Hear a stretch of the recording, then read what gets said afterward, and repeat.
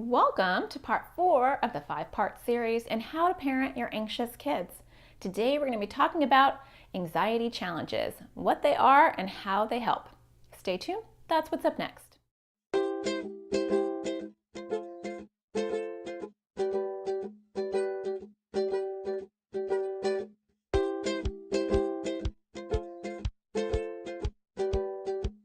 In my practice and with my own kids, I set up anxiety challenges. So that really helps. And this is another component that parents don't typically do that is key to getting them to work through their anxiety.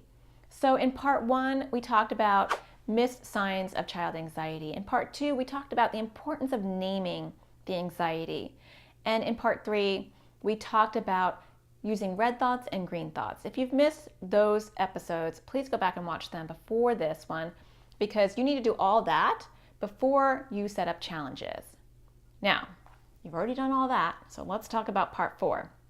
This is not rocket science because none of this is.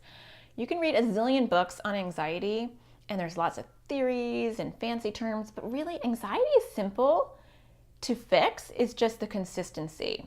I think that's the struggle, is just the methodology to beat anxiety, the cognitive behavioral therapy, exposure therapy, all of that, fancy terms are really simplistic ideas. And that's my goal, is to just water it down and spoon feed it to you, because it's really not rocket science.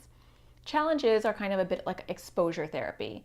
You want to expose your child to face their fears, because if we accommodate them all the time, that's not going to help. And even though we feel like that's the right thing to do, when your child's freaking out, you want to say, okay, you don't have to go, or I'll go with you.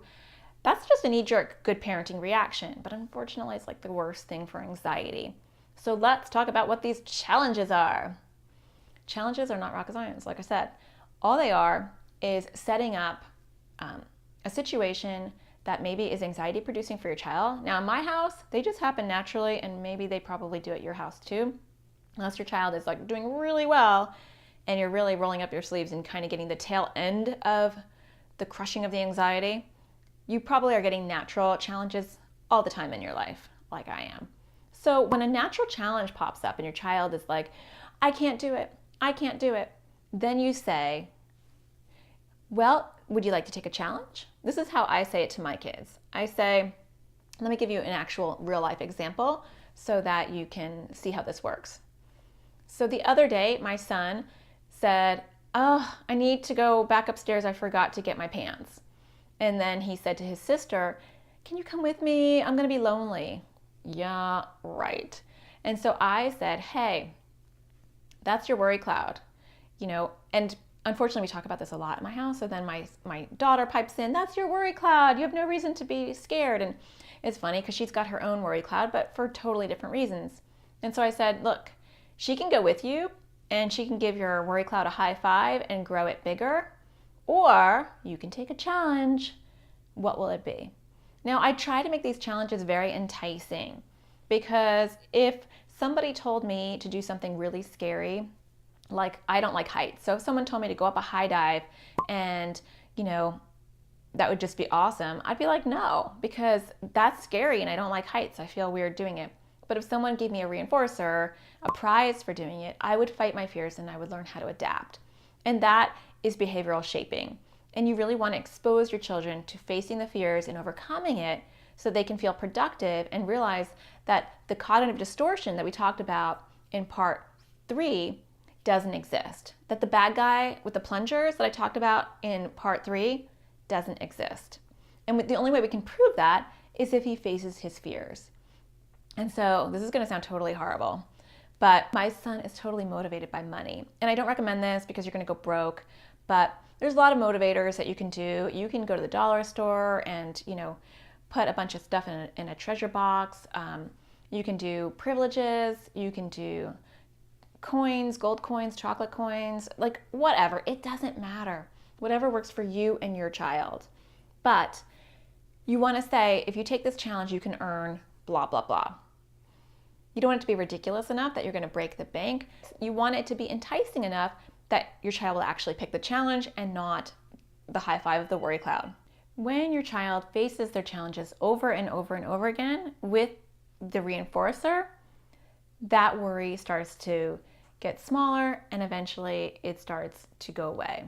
And so that's what you want to do with your child. You want to encourage them to face their fears, offer them a challenge, and you want to entice them enough that they'll take the challenge.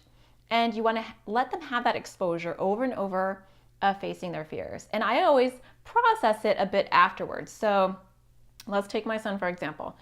He didn't want to go upstairs. And so I said, you can take a challenge or she can go with you. And then my daughter is a little bit of an anxiety cheerleader. She's 5. And she'll be like, don't give the worry cloud any power. I don't want to go with you because I'm going to be teaming up with your worry cloud. Take the challenge, take the challenge. So he gets a little like family peer pressure. And so he's the bigger brother, so he doesn't want to be shown up. So he took the challenge and he went upstairs and he got his stuff. And of course he ran like really fast and came back down. And I instantly started to praise him. And I said, you must be super proud because you fought your fears. And I go, what did you just do? And he'll be like, I just shrunk my worry cloud. I just crushed my worry cloud. And then we kind of we make it a big joke and he kind of, gets funny with it. And then my daughter is like, you crushed your worry cloud. That's awesome. And then he gets the reinforcer, which definitely helps. And then I say to him, were there any bad guys up there or was that your worry cloud? And he'll say, that was my worry cloud. Now we will do that over and over again for weeks and weeks until this particular anxiety goes away. And then he'll generate a new one because that's how anxiety works. But eventually as he gets older, like my teenager, she doesn't do that as much anymore, almost never, because she's developed an internal battle in her head and she can do that without having me be involved. So that is how you set up challenges. I hope that helps. So get a challenge box and start destroying that anxiety. Up next, in part 5, the final part of this 5-part series, we are going to be talking about what parents do that often make anxiety worse. Don't let that be you. And don't forget to hit subscribe so you don't miss the last part in this 5-part series. Until then, I hope you find the sparkle in every day, and I'll talk to you later. Bye-bye.